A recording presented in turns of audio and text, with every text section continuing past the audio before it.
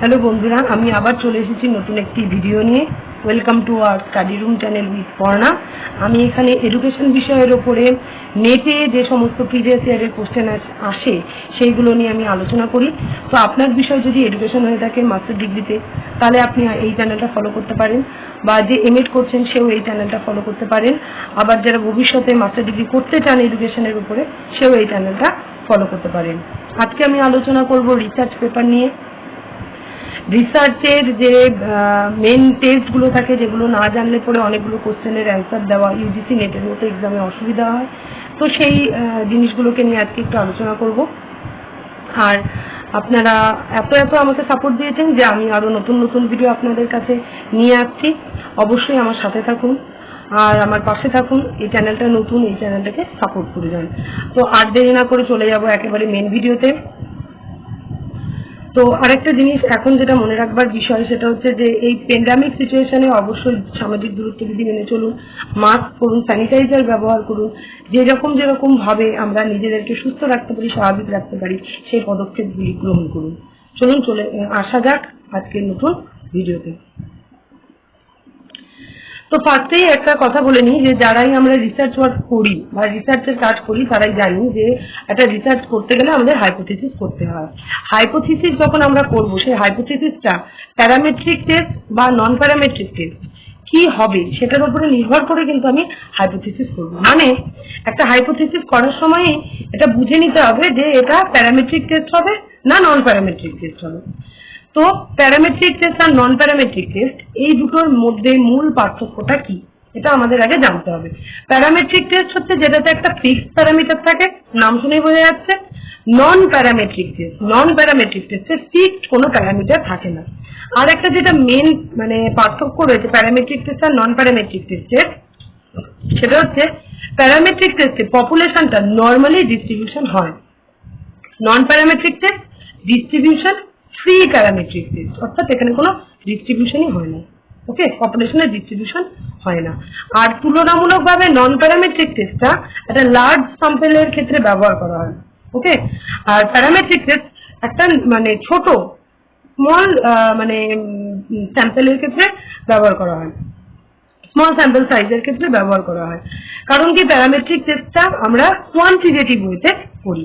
আসুন দেখা যাক ফার্স্ট যে ক্যারেক্টারিস্টিকটা আছে প্যারামেট্রিক টেস্টে, সেটা একটু দেখে নেওয়া যাক।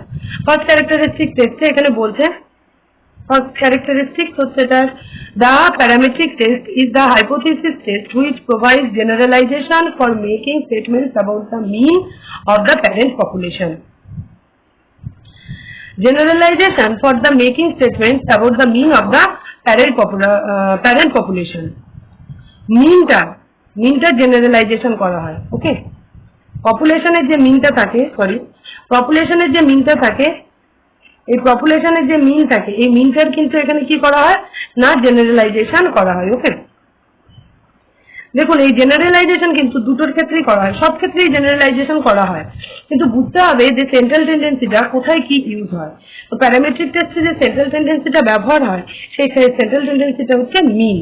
কারণ মিন আমরা যখন নির্ণয় করি তখন কিন্তু আমাদের জানতে হয় অনেকগুলো জিনিস, যেমন জানতে হয় যে মিড পয়েন্ট কোনটা, অ্যাকুরেট মিড পয়েন্ট, ফ্রিকোয়েন্সিটা কি, অ্যাকুরেট ফ্রিকোয়েন্সি একদম নির্দিষ্ট করে বলা যাচ্ছে, স্পেসিফিক ভাবে বলতে পারছি সেই ফ্রিকোয়েন্সি যেগুলো, সেগুলো আমাদের জানতে হবে। তো তাই জন্য প্যারামেট্রিক টেস্টের ক্ষেত্রে মিনটাকে আমাদের সেন্ট্রাল টেন্ডেন্সির মিন এখানে ইউজ করা হয়। সেকেন্ড যে ক্যারেক্টারিস্টিক আছে লেখা আছে প্যারামিটার ফিক্স, অর্থাৎ ফিক্স প্যারামিটার। তার মানে ফিক্স প্যারামিটার এই কথাটার মানে কি, যদি আমরা ধরে নিই যে একটা কার্ভের মিড পয়েন্টটা হচ্ছে কি এটা, তাহলে এ পাশেও 0.5 থাকছে আর এ পাশেও 0.5 থাকছে। ওকে, দুই দিকেই একই রকমের ডিস্ট্রিবিউশন থাকছে, মানে প্যারামিটার এখানে ফিক্স করে নিচ্ছি। ওকে, পপুলেশন নর্মালি ডিস্ট্রিবিউটেড, যেটা আমি একটু আগেই বললাম। ওকে, আর এখানে সেন্ট্রাল টেন্ডেন্সিটা কি থাকে, মিন থাকে। তো মিনটা আমরা এখানে জানি, mean is known or assume to be known. Scale এখানে কি স্কেল ব্যবহার করা হয়ে থাকে, ইন্টারভাল স্কেল ব্যবহার করা হয়ে থাকে।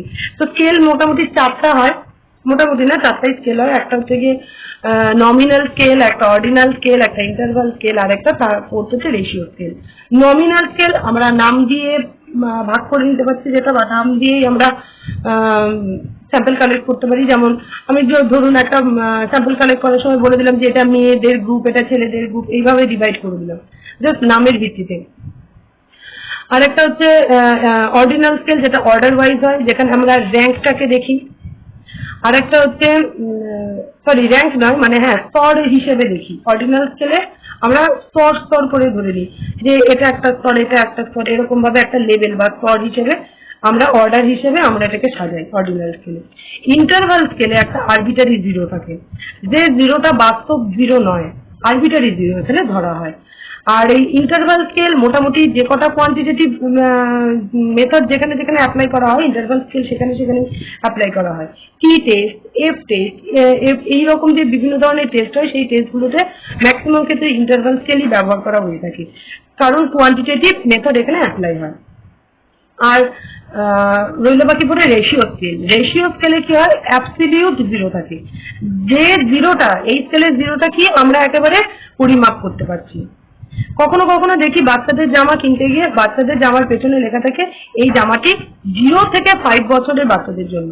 তাহলে মানুষের বয়সটা 0 হয়, জিরোটাকেও কাউন্ট করা হয়, তাহলে এটা বাস্তবিক zero, absolute zero. Absolute zero থাকে কিসে না, রেশিও স্কেলে। তো মোটামুটি এই হচ্ছে চারটা স্কেল।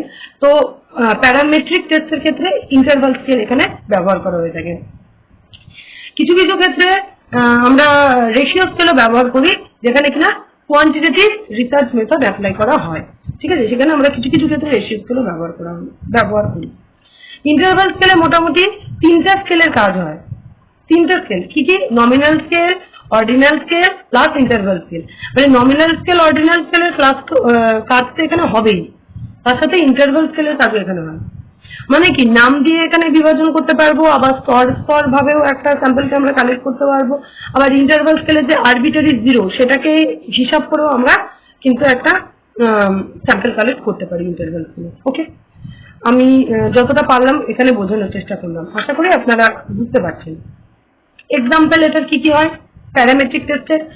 পিয়ারসনের যে কোরিলেশন, পিয়ারসনের কোরিলেশনটাকে কি বলি আমরা, প্রোডাক্ট মোমেন্ট মেথড বলি পিয়ারসনের কোরিলেশনটা, সেটা। আচ্ছা, টি টেস্ট, জেড টেস্ট এক্সেট্রা, এগুলো সবই প্যারামেট্রিক টেস্টের মধ্যে পড়ছে। পরের যে ক্যারেক্টারিস্টিক্স আছে প্যারামেট্রিক টেস্টের, সেটা কি, সেটা হচ্ছে যে এটা কোয়ান্টিটেটিভ মেথড, পরিমাণগত মেথড এখানে ব্যবহার করা হয়ে থাকে। ওকে, পরেরটাই চলে যায় নন প্যারামেট্রিক টেস্ট। নন প্যারামেট্রিক টেস্টের ফার্স্টের যে ক্যারেক্টারিস্টিক্স রয়েছে, সেই ক্যারেক্টারিস্টিক্সটা কি, it does not require population distribution, it does not require population distribution to be denoted by specific parameter। তার মানে এখানে কোনো স্পেসিফিক প্যারামিটার থাকে না, স্পেসিফিক প্যারামিটার এখানে থাকে না। আর যেটা কিনা পপুলেশন ডিস্ট্রিবিউশনটাও এখানে হয় না। এই যে population distribution, it does not require population distribution, does not require এখানে বলা হচ্ছে। ঠিক আছে, এখানে বলা হচ্ছে যে does not require, তো পপুলেশন ডিস্ট্রিবিউশন এখানে হয় না। ডিস্ট্রিবিউশন ফ্রি টেস্ট এটাকে বলা হয়ে থাকে, সেকেন্ড ক্যারেক্টারিস্টিক। এটাকে কি বলা হয় না, এটাকে ডিস্ট্রিবিউশন ফ্রি টেস্ট বলে। স্কেলটা কি থাকে, স্কেল এখানে নর্মাল বা অর্ডিনাল, নর্মাল নয় সরি নমিনাল বা অর্ডিনাল হবে, তো নমিনাল স্কেল হবে বা অর্ডিনাল স্কেল এখানে ব্যবহার করা হয়ে থাকে। এটাতে সেন্ট্রাল টেন্ডেন্সি কি থাকে, সেন্ট্রাল টেন্ডেন্সি এখানে মিডিয়ান ব্যবহার করা হয়ে থাকে। ওকে, সেন্ট্রাল টেন্ডেন্সিটা এখানে মিডিয়ান। আর প্যারামেট্রিক টেস্টের ক্ষেত্রে কি হয়, সেন্ট্রাল টেন্ডেন্সি মিন হয়। The test is mainly based on difference. টেস্টটাতে কি এখানে দেখা হয়, ডিফারেন্সের উপরে এই টেস্টটা করা হয়। এখানে কোনো প্যারামিটার থাকে না, নো প্যারামিটার। আর এটা একটা কোয়ালিটেটিভ মেথড, এখানে ম্যাক্সিমাম ক্ষেত্রে কোয়ালিটেটিভ মেথড এখানে ব্যবহার করা হয়ে থাকে। কোয়ালিটেটিভ মেথড মানে গুণগত যে মেথডটা সেটা ব্যবহার করা হয়। এক্সাম্পল কি কি আছে এখানে, স্পিয়ারম্যানসের কোরিলেশন, যেটাকে আমরা বলি র্যাঙ্ক ডিফারেন্স মেথড, সেটা। Chi square test, Mann Whitney U test, এগুলো হচ্ছে গিয়ে এটা উদাহরণ আর কি, এক্সাম্পল নন প্যারামেট্রিক টেস্টের। আশা করি বোঝাতে পেরেছি প্যারামেট্রিক টেস্ট আর নন প্যারামেট্রিক টেস্টের বেসিক যে জিনিসটা সেটা কি। এবারে এরর সম্পর্কে আলোচনা করব। প্রথমেই বলে নিয়েছি যে আমরা একটা হাইপোথিসিস, একটা যখনই রিসার্চ ওয়ার্ক করি আমরা হাইপোথিসিস একটা ধরে নিই, সেই হাইপোথিসিসটা প্যারামেট্রিক হবে আর না নন প্যারামেট্রিক হবে সেটা আমাদের আগে ঠিক করতে হয়।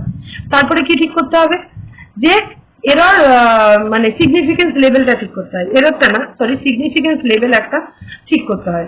সেই সিগনিফিকেন্স লেভেলটা কি হয় সেটা নিয়েই আলোচনা করব। তার আগে বলে রাখার দরকার একটা জিনিস, যে আমরা যাই হাইপোথিসিস করি না কেন সেই হাইপোথিসিসটা কিন্তু 100% কারেক্ট হয় না, তো সেখানে কিছু না কিছু ভুল থেকেই যায়। যেহেতু এররটা এররটাকে আমরা কমানোর চেষ্টা করি, এরর থেকেই যায়, তাই জন্য এররটাকে কি করি আমরা কমানোর চেষ্টা করি। এরর কত ধরনের হতে পারে, টাইপ 1 এরর আর টাইপ 2 এরর। ওকে, আর একটা হাইপোথিসিসকে আমরা যে জাজ করি বা বিচার করি সেটা কিসের ভিত্তিতে, যখনই বিচার করবো সেটা নাল হাইপোথিসিসটা অ্যাকসেপ্ট হচ্ছে না নাল হাইপোথিসিসটা রিজেক্ট হচ্ছে, তার ভিত্তিতে আমরা একটা হাইপোথিসিসকে যাচাই করি। ঠিক আছে, নাল হাইপোথিসিস কে আমরা প্রকাশ করি কিসের মাধ্যমে, H0 এইটা দিয়ে আমরা নাল হাইপোথিসিসকে প্রকাশ করি। ঠিক আছে, তা আসুন এবার দেখা যাক টাইপ 1 এরর। টাইপ 1 এররটাকে আমরা কিসের মাধ্যমে প্রকাশ করি, আলফার মাধ্যমে প্রকাশ করি। টাইপ 1 এরর হচ্ছে আলফা, আর এটাকে শর্ট টার্মে যেটা লেখা যায় সেটাই আমি এখানে তুলে ধরার চেষ্টা করেছি। এখানে বলছে যে true but rejected. True but rejected কি ট্রু, নাল হাইপোথিসিস এখানে ট্রু হয়। ঠিক আছে, এখানে নাল হাইপোথিসিসটা ট্রু হচ্ছে অথচ তাকে আমরা রিজেক্ট করে দিচ্ছি। আর টাইপ 2 এররটাকে আমরা কি দিয়ে প্রকাশ করি, টাইপ 2 এররটাকে আমরা বিটা দিয়ে প্রকাশ করি। একটা হচ্ছে কি আলফা আর একটা হচ্ছে কি বিটা, বিটা দিয়ে আমরা প্রকাশ করি টাইপ 2 এরর। সেখানে কি হয়, নাল হাইপোথিসিসটা ফলস হয় কিন্তু তাও সেটা অ্যাকসেপ্টেড হয়ে যায়। নাল হাইপোথিসিস ফলস মিথ্যা হয় কিন্তু তাও সেটা অ্যাকসেপ্টেড হয়। হ্যাঁ, এটা শর্ট টার্মে আমি লিখেছি। তো যদি কেউ ছোট ভাবে মনে রাখতে চান তাহলে এরকম ভাবে মনে রাখবেন যে টাইপ 1 এরর হচ্ছে গিয়ে কি TR, আর টাইপ 2 এরর হচ্ছে গিয়ে কি FA। ঠিক আছে, FA মানে ফলস, নাল হাইপোথিসিস ফলস তাও অ্যাকসেপ্টেড, আর type 1 error null hypothesis true but তাও নাল হাইপোথিসিস কি হচ্ছে রিজেক্টেড। ওকে, এবার আছে সিগনিফিকেন্স লেভেল। একটা নির্দিষ্ট সিগনিফিকেন্স লেভেলে আমরা হাইপোথিসিস করে থাকি। তো সেই সিগনিফিকেন্স লেভেলটা কি হয়, দুই ধরনের সাধারণত আমরা নিয়ে থাকি। একটা 0.5 লেভেল, এই 0.5 লেভেলটাকে আমরা কি বলি, 0.5 লেভেলটাকে আমরা বলি আলফা। ওকে, আলফা হচ্ছে 0.5 লেভেল। একদম একটু আগে আমি বললাম যে আলফা হচ্ছে টাইপ 1 এরর, তাহলে টাইপ 1 এরর 0.5 লেভেল। এটা 0.5 মানে হচ্ছে কি জিরোটাকে তুলে দেন, তাহলে নিচে আছে 100, তাই 100টাতে 5টা ভুল। ঠিক আছে, বোঝা গেল, 100টাতে হচ্ছে কি 5টা ভুল। 0.5 লেভেল মানে 95% ঠিক হচ্ছে। 0.5 লেভেলে কোনো কিছু যাচাই করা, কোনো রিসার্চ যাচাই করা মানে সেটা 95% ঠিক হবে, এই 0.5 লেভেলে যাচাই করা।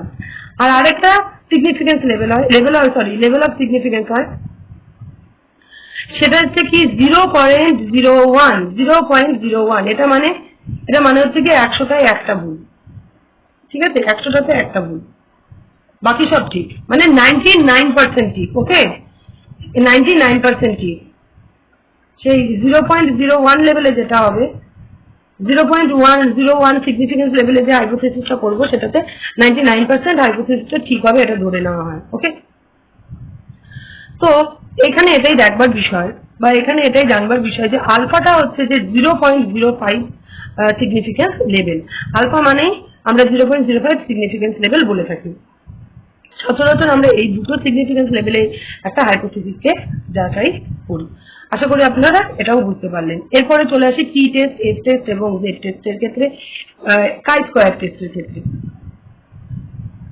এটা আমি নিজে হাতে বানিয়েছি, তো আমি চেষ্টা করছি যে একই সাথে আপনাদের প্রত্যেকটা টেস্টের ক্যারেক্টারিস্টিক গুলো কি কি থাকে সেটা বলে দেওয়ার, এবং কি কি ভাবে আমি চিহ্নিত করতে পারবো যে এটা টি টেস্ট, এটা জেড টেস্ট, এটা এস টেস্ট আর এটা কাই স্কোয়ার টেস্ট, কোন ভাবে কোন উপায় চিহ্নিত করতে পারবো সেটাও আমি এখানে বলে দেওয়ার চেষ্টা করছি। দেখুন টি টেস্টের ক্ষেত্রে প্রথমেই মনে রাখতে হবে যে টি টেস্ট কখন হয় না, স্যাম্পল সাইজটা যখন 30 এর কম হয়। ঠিক আছে, এন হচ্ছে স্যাম্পল সাইজ, এই এনটা যখন 30 এর কম তখন হয় টি টেস্ট, আর এনটা যখন 30 এর বেশি তখন সেটা হবে Z test. Okay, T test কে ডেভেলপ করেছে, T test developed by William Gosset 1908 সালে এটা উনি ডেভেলপ করেছিলেন। It is also called student T test. T টেস্টকে কি বলা হয়? Student T test. ঠিক আছে, এই নামে ওটা পরিচিত। স্যাম্পল সাইজ এখানে ছোট হয়, টি টেস্টের ক্ষেত্রে স্যাম্পল সাইজ 30টার কম হবে। ঠিক আছে, অর্থাৎ কি একদম ফিক্সড, প্যারামিটারটাও একদম ফিক্সড। ঠিক আছে, ছোট। আর বড় হলে সেই ক্ষেত্রে কিন্তু নন প্যারামেট্রিক ইউজ হয়। স্যাম্পল সাইজ বড় হলে নন প্যারামেট্রিক ইউজ করা হয় বেশিরভাগ ক্ষেত্রে। পরের যে ক্যারেক্টারিস্টিক্সটা আছে টি টেস্টে সেটা হচ্ছে if SD is given then we go for Z test, otherwise we go for T test. যদি এসডিটা বলে দেওয়া থাকে, যে সমস্ত জায়গাতে এসডিটা বলে দেওয়া থাকে সেই জায়গাটায় কি হয়? সেটা জেড টেস্ট হয়।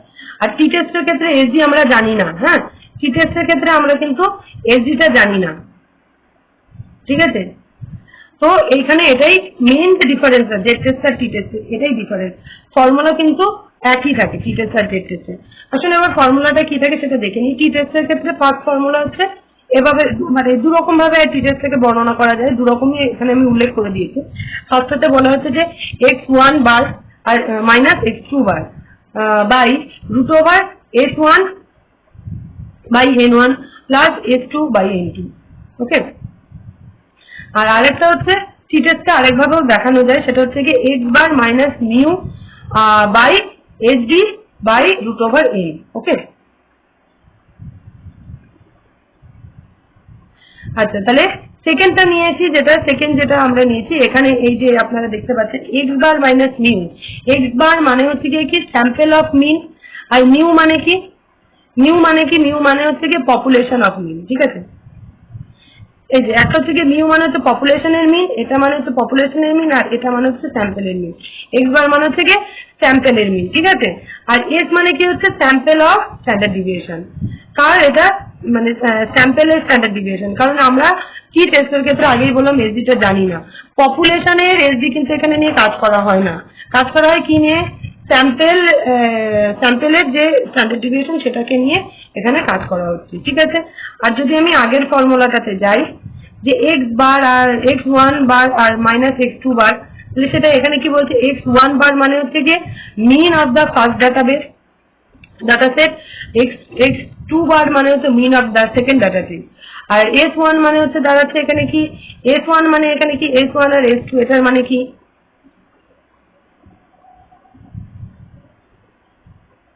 এই যে s1 আর s2 এটার মানে কি? আর n1 আর n2 মানে কি? এখানে দেখে নিয়ে আসুন। s1 এর মানে হচ্ছে sd of the first data set, আর s2 মানে sd মানে standard deviation of the second data set আর standard deviation of the first data set. n1 মানে size of the data set, first data set, আর n2 মানে size of the second data set.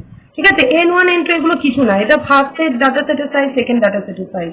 R x bar আর s1 বার আর x2 bar মানে কি দাঁড়াচ্ছে? x1 bar আর x2 bar মানে দাঁড়াচ্ছে mean of the data set, আর first mean of the data set, আর সেকেন্ড ডাটা সেটের যে মিনটা সেটা হচ্ছে x বার 2। ওকে, মোদ্দা কথা যেটা দাঁড়ায় টি টেস্টের ক্ষেত্রে আমরা কি দেখি? স্যাম্পল মিনটাকে আমরা বাদ দিচ্ছি কার থেকে? পপুলেশনের মিনিট থেকে। আর বাই হচ্ছে কার দ্বারা ভাগ করে দিচ্ছি? যে স্যাম্পল অফ এসডি যেটা থাকে সেটা ভাগ করে দিচ্ছি। এটা হচ্ছে শর্টে আপনারা মনে রাখতে পারেন, এটা হচ্ছে শর্টে মনে রাখার ব্যাপার। আমি স্যাম্পল মিনটা বাদ দিচ্ছি, কার থেকে বাদ দিচ্ছি? পপুলেশনের মিন থেকে। ঠিক আছে, এই যে এক্স বার হচ্ছে স্যাম্পল মিন, এটাকে বাদ দিচ্ছি কার থেকে? আমরা পপুলেশনের যে মিন সেটা থেকে। আর এখানে যে এই এক্স এর মানে কি? এই এক্সটা মানে হচ্ছে স্যাম্পল অফ স্ট্যান্ডার্ড ডিভিয়েশন। ঠিক আছে, এই এক্সটা মানে কি? Sample of standard deviation. আর এখানে এন মানে কি দাঁড়াচ্ছে? এন মানে হচ্ছে গিয়ে এখানে দাঁড়ায় যে size of the data set. ঠিক আছে, এন মানে কি দাঁড়ায়? এন মানে এই এনটার মানে হচ্ছে size of the data set. তাহলে বোঝা গেল যে আমি যখন টি টেস্ট করবো তখন কি দেখবো? যে একটা পপুলেশনের যে মিন সেটার থেকে আমি বাদ দেবো কি? কার মিনটাকে? স্যাম্পলের যে মিনটাকে সেটাকে আমি বাদ দিচ্ছি। আর এখানে স্ট্যান্ডার্ড ডিভিয়েশন মানে এস, এই এস বলতে কি? স্যাম্পলের স্ট্যান্ডার্ড ডিভিয়েশন বোঝাচ্ছে। ঠিক আছে, টি টেস্টের ক্ষেত্রে এই এসটা মানে হচ্ছে স্যাম্পলের স্ট্যান্ডার্ড ডিভিয়েশন। আর এই একই জিনিস জেড টেস্টের ক্ষেত্রে কি হয়?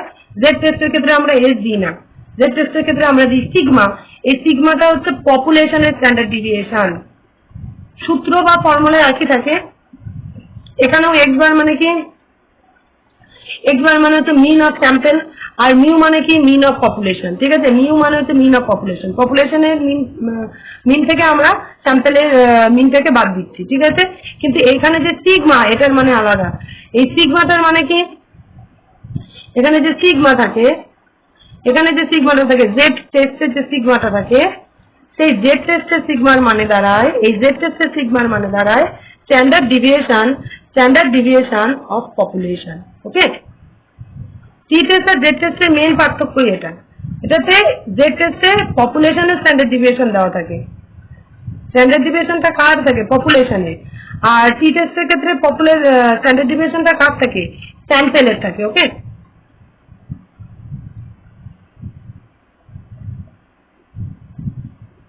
স্যাম্পেলের থাকে। তো বোঝা গেছে আশা করা যায়। এবার আসছি জেড টেস্ট। জেড টেস্ট সম্পর্কে অনেকটাই আমরা জেনে নিয়েছি অলরেডি। জেড টেস্ট কখন হয়, যখন স্যাম্পল সাইজ 30-এর বেশি থাকে। এটা ডেভেলপ কে করেছিল, ফিশার ডেভেলপ করেছিল। আর একটা জিনিস যেটা দেখা যাচ্ছে in Z test SG is given, SG দেওয়া থাকে জেড টেস্টের ক্ষেত্রে। ওকে, এসজি কি থাকে, জেড টেস্টে এসজিটা দেওয়া থাকে। একটু আগেও আমি এটা বলে দিয়েছি। Z test is use when population correlation coefficient is not zero. Z টেস্টে পপুলেশন কোরিলেশন কোএফিসিয়েন্টটা জিরো থাকে না, কিন্তু টি টেস্টের ক্ষেত্রে হচ্ছে পপুলেশন কোরিলেশন কোএফিসিয়েন্টটা দেওয়া থাকে না, জিরো থাকে। ওকে, এই দুটো, এটাও কিন্তু আরেকটা পার্থক্য, মেন পার্থক্য। আগেই আমরা দেখে নিয়েছি এটার ফর্মুলা জেড টেস্টে, আরেকবার চলুন দেখে নেওয়া যাক। জেড টেস্টে কি করি আমরা, মিন স্যাম্পেলের মিনটা কার থেকে বাদ দিই না, পপুলেশনের মিনের থেকে বাদ দিচ্ছি স্যাম্পেলের মিনটা। এক্স বার মানে হচ্ছে mean of sample, R mu মানে হচ্ছে মিন অফ পপুলেশন। তাহলে মিন অফ পপুলেশন থেকে মিন অফ স্যাম্পেলটা বাদ দিচ্ছি, মিন অফ পপুলেশন থেকে মিন অফ স্যাম্পলটা বাদ দিচ্ছি। আর এখানে সিগমা, এখানে যে সিগমাটা থাকে সেই সিগমাটার মানে কি, স্ট্যান্ডার্ড ডিভিয়েশন অফ পপুলেশন, ঠিক আছে। এসডি, সিগমা মানে হচ্ছে কি এসডি, কার এসডি, এখানে পপুলেশনের এসডি। আর এন মানে এখানে কি বলা হচ্ছে, number of observation, number of observation. Okay, যে কটা নাম্বার আমি অবজার্ভ করছি সেটা। তারপরে দেখা যাচ্ছে কি জেড টেস্টটা কখন ব্যবহার হয়, Z test is also called large sample test, এটা বড় স্যাম্পল টেস্টের ক্ষেত্রে এটা ব্যবহার করা হয়। সিগনিফিকেন্স লেভেল কি ধরা হয়, আলফা ধরা হচ্ছে, আগেই সিগনিফিকেন্স লেভেল আলোচনা করেছি, আলফা 0.05। আচ্ছা, এটার একটা ধরে নেওয়া হয়, আলফার মান কি থাকে, 0.05 এর মান আমরা ধরে নিই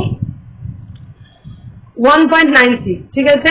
আর একটা ধরা যায় যে 0.01, যদি 0.01 সিগনিফিকেন্স লেভেল আমরা নিই তাহলে সেটার মান কত হয়, 2.58, ঠিক আছে। এটা মনে রাখতে হবে। এটা হচ্ছে 1.96 হয় 0.05 স্কেলে, আর 0.01 স্কেলে কত হয়, 0.01 স্কেলে হয় 2.58, ঠিক আছে, সিগনিফিকেন্স স্কেল এটা। এবার এটাতে মেপে আমরা কি দেখি, এটাতে মেপে নিলাম, টি টেস্ট আর জেড টেস্টটা এরকম ভাবে করে নিলাম। তারপরে আমরা দেখবো কি, নাল হাইপোথিসিস যেটা থাকে, সেই নাল হাইপোথিসিসটা অ্যাকসেপ্টেড হয় না রিজেক্টেড হয়, সেটা দেখার নিয়ম কি। ইফ কম্পিউটেড ভ্যালু কম যদি হয়, কম্পিউটেড ভ্যালুটা যদি কম হয় কার থেকে, টেবিল ভ্যালু থেকে।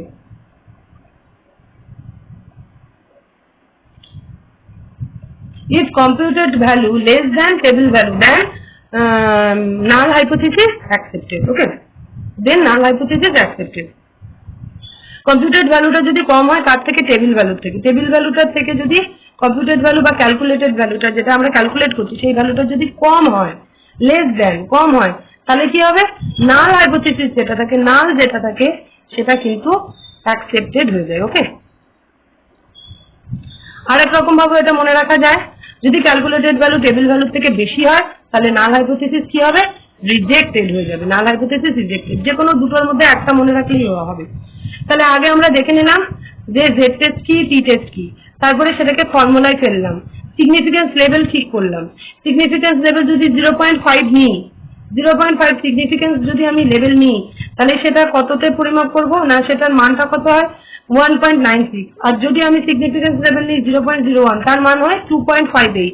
তারপর আমি কি দেখবো, তারপর আমি দেখবো যে হাইপোথিসিস, নাল হাইপোথিসিসটা অ্যাকসেপ্টেড হয় না নাল হাইপোথিসিস রিজেক্টেড হয়। নাল হাইপোথিসিস অ্যাকসেপ্ট কখন হয়, যখন কিনা ক্যালকুলেটিভ ভ্যালুটা যেটা বা কম্পিউটেড ভ্যালু যেটা থাকে সেটা কম হবে কার থেকে, টেবিল ভ্যালু থেকে। If computed value is less than table value, then null hypothesis accepted. Okay, বোঝা গেল। বা ক্যালকুলেশন করছি আমি যে ভ্যালুটা, সেটা যদি কম হয় টেবিল ভ্যালুর থেকে, তাহলে নাল হাইপোথিসিস কি হবে, অ্যাকসেপ্ট হয়ে যাবে। আর আরেকটা জিনিস মনে রাখতে হবে, টি টেস্টের ক্ষেত্রে ডিগ্রি অফ ফ্রিডম যেটা থাকে সেটা হয় n-1, ঠিক আছে। টি টেস্টের ক্ষেত্রে আমরা ডিগ্রি অফ ফ্রিডমটাকে কিভাবে মাপি, n-1। ডিগ্রি অফ ফ্রিডম মানে কি, ভ্যারি করে একটা যে মানে স্যাম্পলটা, সেই স্যাম্পলটা যেটা আমি গ্রহণ করছি সেটা কতটা ভ্যারি করছে সেটা দেখার জন্য ডিগ্রি অফ ফ্রিডম আমরা নিই। কারণ প্রত্যেকটা স্যাম্পেলের ক্ষেত্রে তো আমি একভাবে ভ্যারি করছি না স্যাম্পেলগুলোকে, তাই জন্য ডিগ্রি অফ ফ্রিডমটাকে এখানে ইউজ করা হয়, ঠিক আছে। তা ডিগ্রি অফ ফ্রিডম টি টেস্টের ক্ষেত্রে n-1 দিয়ে এখানে যাচাই করতে হয়। আর in T test correlation of coefficient of population is 0, এটা আমি আগেও বললাম। জেড টেস্টের ক্ষেত্রে কোরিলেশন কোএফিসিয়েন্টটা কি হয়, জেড টেস্টের ক্ষেত্রে কোরিলেশন কোএফিসিয়েন্ট 0 হয় না, টি টেস্টের ক্ষেত্রে ঠিক তার অপোজিট হয়। একটা যে কোনো মনে রাখলেই হবে, যে টি টেস্টের ক্ষেত্রে এটা যদি মনে রাখি তাহলেও হবে। টি টেস্টের ক্ষেত্রে কি হচ্ছে, 0 হয়, কোরিলেশন কোএফিসিয়েন্ট কত হয়, 0 থাকে না।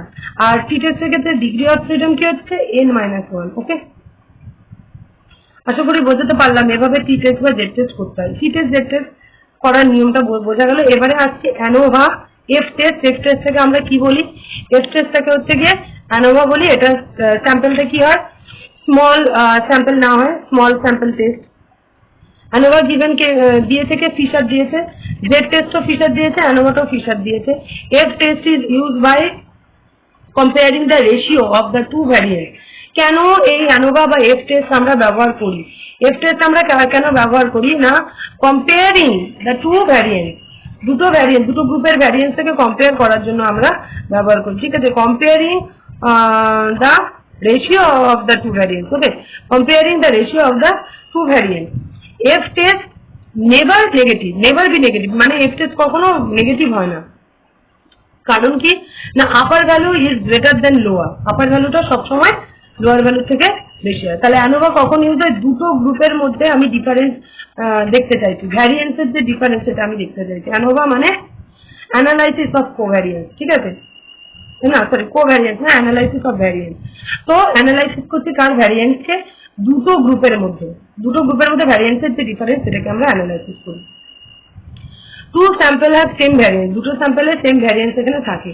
এফ ভ্যালু নির্ণয় করার যে ফর্মুলা সেটা কি থাকে, এফ ভ্যালুটা বার করি কি, larger sample variance by smaller sample variance, এটা দিয়ে আমরা বার করতে পারি যে sigma 1 square by sigma 2 square, ঠিক আছে, sigma 1 square by sigma 2 square. The null hypothesis of two population variants are equal. Null hypothesis এখানে দুটো পপুলেশনের কি থাকে, ইকুয়াল হয়, এখানে ইকুয়াল হয় কি না, নাল হাইপোথিসিসটা ইকুয়াল হয়, ঠিক আছে, নাল হাইপোথিসিসটা এখানে ইকুয়াল হয় জেড টেস্টের ক্ষেত্রে, সরি জেড টেস্ট না, এটা এফ টেস্টের ক্ষেত্রে, অ্যানোভার ক্ষেত্রে। তো অ্যানোভার রেশিও মাপার যে ফর্মুলাটা সেটা কি, মিন স্কয়ার, অ্যানোভার রেশিও মাপার ফর্মুলাটা হচ্ছে গিয়ে কি, mean square variance between group by mean square variance within group. F ratio, এফটা যখন আমরা বার করি তখন কিভাবে, mean square variance between group by mean square variance within group, এভাবে আমরা কিন্তু অ্যানোভাটা বার করি। তাহলে এখানে দেখা যাচ্ছে যে তিনটা বলে দিলাম আমি, টি টেস্ট বললাম, জেড টেস্ট বললাম, টি টেস্ট বললাম, জেড টেস্ট বললাম, এফ টেস্ট বললাম। এই তিনটাতেই কখন আমরা দেখবো যে হাইপোথিসিস যে নাল হাইপোথিসিস সেটা অ্যাকসেপ্টেড না সেটা রিজেক্টেড, সেটা তিনটাতেই আমাদের একই রকম ভাবে দেখতে হয়। তিনটার ক্ষেত্রে একই জিনিস ব্যবহার হয়, সেটা হচ্ছে গিয়ে কি, তিনটার ক্ষেত্রে একই জিনিস একটা ব্যবহার হয়, সেটা হচ্ছে যদি দেখি নাল হাইপোথিসিস অ্যাকসেপ্টেড কখন হবে, যখন আমাদের ক্যালকুলেটিভ ভ্যালু বা কম্পিউটেড ভ্যালুটা টেবিল ভ্যালুর থেকে কম হবে তখন নাল হাইপোথিসিসটা অ্যাকসেপ্ট হবে। তাহলে এইটা তিনটার ক্ষেত্রেই প্রযোজ্য, টি টেস্টেও হয়, এফ টেস্টেও হয়, আবার কি জেড টেস্টেও হয়। তাহলে তিনটার ক্ষেত্রেই আমরা একইভাবে নাল হাইপোথিসিসটা যাচাই করি। ওকে, আশা করি বোঝাতে পেরেছি। এরপরে আসছি হচ্ছে আমাদের X square test. Okay, X square test, X square test এটা হচ্ছে গিয়ে নন প্যারামেট্রিক টেস্ট। ফার্স্টেই বলে রাখি, এতক্ষণ যে টেস্টগুলো আলোচনা করলাম, অর্থাৎ যে টেস্টগুলোর মধ্যে আমাদের কি কি পড়ে, টি টেস্ট পড়ে, জেড টেস্ট পড়ে, এফ টেস্ট পড়ে, T test, Z test, F test, এই কটা T test, Z test, F test, এই কটা টেস্ট, এই কটা টেস্ট কি প্যারামেট্রিক টেস্ট। হ্যাঁ, এটা হচ্ছে গিয়ে প্যারামেট্রিক। তার নন প্যারামেট্রিক কোনটা, নন প্যারামেট্রিক টেস্ট হচ্ছে কি এক্স স্কয়ার বা কাই স্কয়ার যেটা আমরা বলি, সেটা হচ্ছে নন প্যারামেট্রিক টেস্ট। এটা কোন স্কেলে মাপা হয়? নমিনাল স্কেলে বা অর্ডিনাল স্কেলে এখানে মাপা হয়। নন প্যারামেট্রিকের যখন আমি ক্যারেক্টারিস্টিক্স বলেছিলাম তখন আমি বলেই দিয়েছিলাম যে নন প্যারামেট্রিক স্কেলটার যেটা মাপা হয়, যে স্কেলে মাপা হয় সেটা হচ্ছে নমিনাল বা অর্ডিনাল। এখানে সেটাই আমরা দেখতে পাচ্ছি। ডিস্ট্রিবিউশন কি থাকে? ডিস্ট্রিবিউশন ফ্রি হয়। ওকে, কারণ নন প্যারামেট্রিকের ক্ষেত্রে ডিস্ট্রিবিউশনটা থাকে না, দেওয়া থাকে না, মানে ডিস্ট্রিবিউশন দেওয়া থাকে না মানে ডিস্ট্রিবিউশন করাই হয় না, ফ্রি। ওকে, তো সেটা এখানে ব্যবহার হয়। তাহলে এই এক্স স্কয়ার টেস্টটা কে বলেছে? এক্স স্কয়ার টেস্টের ফাউন্ডার হচ্ছে হালমার্ক, 1875 সালে এটা উনি দিয়েছিলেন। আর কে ইউজ করেছিল? কার্ল পিয়ারসন 1900 সাল থেকে এটাকে ইউজ করে। আচ্ছা, এটার যেটা ফর্মুলা, সেই ফর্মুলাটা কি? ফর্মুলাটা হচ্ছে কাই স্কয়ার অর্থাৎ X square equal to F O minus F E, F E এটা whole square by F E, F O minus F E whole square by F E. ঠিক আছে, F O minus F E whole square. একটা হচ্ছে গিয়ে ও এফ ও মানে কি? ও হচ্ছে গিয়ে অবজার্ভ ফ্রিকোয়েন্সি, আর ই হচ্ছে গিয়ে এক্সপেক্টেড ফ্রিকোয়েন্সি। ঠিক আছে, ই মানে এখানে এক্সপেক্টেড ফ্রিকোয়েন্সি, ই মানে এফ মানে হচ্ছে গিয়ে এক্সপেক্টেড ফ্রিকোয়েন্সি, আর এফ ও মানে হচ্ছে গিয়ে অবজার্ভ ফ্রিকোয়েন্সি। অবজার্ভ মানে আমি যেটা দেখছি সেটা থেকে বাদ দিচ্ছি কাকে? এফ ইটাকে, এক্সপেক্টেড ফ্রিকোয়েন্সিটাকে বাদ দিচ্ছি। ওকে, এটাকে ভাগ করছি কাকে দিয়ে ভাগ করছি? এটাকে এটি দিয়ে ভাগ করছি। এটাতে ডিগ্রি অফ ফ্রিডম আমরা কি করে যাচাই করব? আমরা দেখেছি ডিগ্রি অফ ফ্রিডম টি টেস্টের ক্ষেত্রে কিভাবে যাচাই করি। এবার দেখবো ডিগ্রি অফ ফ্রিডম আমরা এক্স স্কয়ার কাই স্কয়ারের ক্ষেত্রে কিভাবে যাচাই করি। R minus one into C minus one. ঠিক আছে, R minus one into C minus one, এভাবে আমরা ডিগ্রি অফ ফ্রিডমটাকে যাচাই করি। আর মানে হচ্ছে রোতে যেটা থাকে, আর সি মানে হচ্ছে কলামে যেটা থাকে। রো মানে এই বরাবর যায়, আর কলাম হচ্ছে গিয়ে এই বরাবর যায়। ওকে, রো মানে এটা, আর এটা হচ্ছে গিয়ে কলাম। ঠিক আছে, এই বরাবর যায়। তো এখানে আর মাইনাস ওয়ান রোতে যেটা থাকে সেটা থেকে এক বাদ দিতে হবে, ইন্টু সি মাইনাস ওয়ান কলামে যেটা থাকে তার থেকে এক বাদ দিতে হবে। এরকম ভাবে আমরা এটা ডিগ্রি অফ ফ্রিডমটাকে যাচাই করে নিই। আর এখানে যে ইটা থাকে মানে observe frequency minus expected frequency by E থাকে। এই যে বাই হচ্ছে গিয়ে ই যেটা থাকে সেই ইটার মানটা কিভাবে বার করবো? এই যে বাই এফি, তাহলে এফির মানটা কিভাবে বার করবো? ই মানটা বার করতে গেলে কি করতে হয় না, আর ইন্টু সি বাই এন। আর মানে রো, সি মানে কলাম। আর মানে এখানে রো, আর সি মানে এখানে, সরি, আর মানে এখানে হচ্ছে গিয়ে রো, আর সি মানে হচ্ছে গিয়ে কলাম, বাই এন করতে হয়। সরি,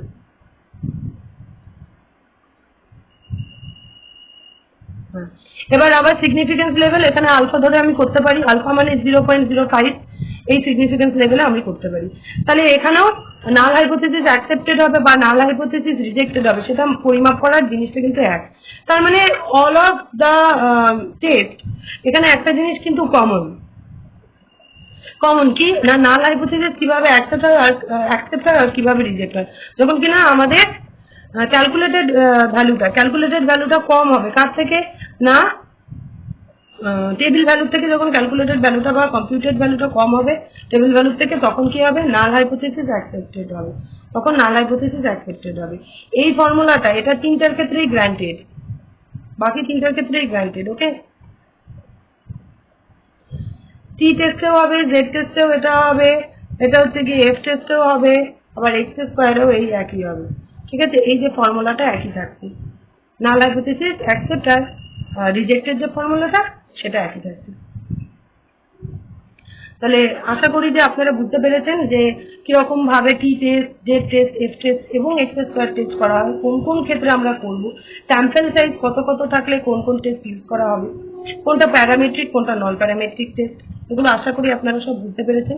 এরকম কি কিভাবে ক্যালকুলেট করা হয় সেটাকেও আমি এখানে তুলে ধরেছি, এবং ক্যালকুলেট করার পরে ক্যালকুলেট করার ফর্মুলাও বলে দিয়েছি। আবার ক্যালকুলেট করার পরে আমি নাল হাইপোথিসিস কিভাবে অ্যাকসেপ্ট করব আর কোন ক্ষেত্রে আমি রিজেক্ট করব সেটাও আমি এখানে কিন্তু ডেসক্রাইব করে দিয়েছি। আশা করি আপনাদের কাছে এই ভিডিওটা যথেষ্টই হেল্পফুল বলে মনে হবে, এবং